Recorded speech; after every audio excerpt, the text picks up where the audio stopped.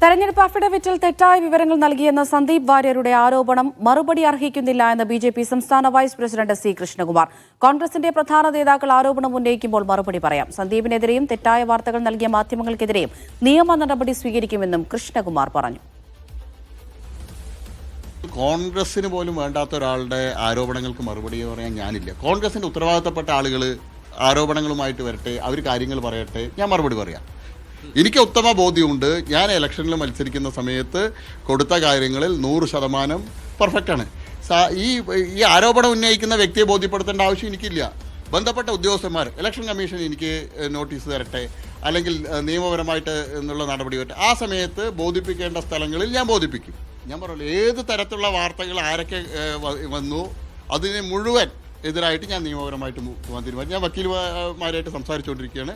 അത് ശക്തമായിട്ട് ഇത്തവണത്തോടുകൂടി ഇതിൽ ഫുൾ സ്റ്റോപ്പ് ഇട്ടേ തീരും. സാജിദ അജ്മൽ വിവരങ്ങൾ നൽകാനായി ചേരുന്നുണ്ട്. സാജിദ, കഴിഞ്ഞ ദിവസം തെളിവുകൾ സഹിതമാണ് സന്ദീപ് വാര്യർ കൃഷ്ണകുമാറിനെതിരെ രംഗത്ത് വന്നത്. ഇതൊന്നും മറുപടി അർഹിക്കുന്നില്ല എന്നാണോ കൃഷ്ണകുമാറിന്റെ പ്രതികരണം? അമൃത, ഈ സി കൃഷ്ണകുമാറിനെതിരെ 2 കാര്യങ്ങളാണ് തെരഞ്ഞെടുപ്പ് അഫിഡവിറ്റിൽ തെറ്റായി നൽകിയെന്ന് സന്ദീപ് വാര്യർ പറഞ്ഞിരുന്നത്. ഒന്ന്, ഈ അദ്ദേഹം GST കുടിശ്ശിക ഉണ്ടായിട്ടും അത് ഇല്ല എന്ന് രേഖപ്പെടുത്തി. അത് പല തെരഞ്ഞെടുപ്പിലും ഇത് ഈ രീതിയിൽ തന്നെയാണ് രേഖപ്പെടുത്തിയത്.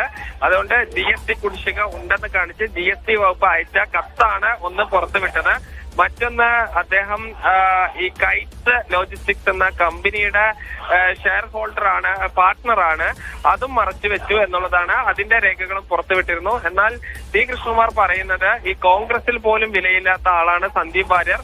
അതുകൊണ്ട് ഈ സന്ദീപ് വാര്യർ പറയുന്നതിന് മറുപടി നൽകേണ്ട കാര്യമില്ല, സന്ദീപ് വാര്യറിനെ ബോധിപ്പിക്കേണ്ട കാര്യമില്ല.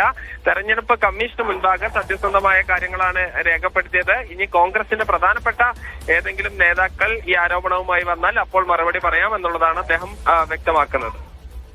ശരി സാജിദ്.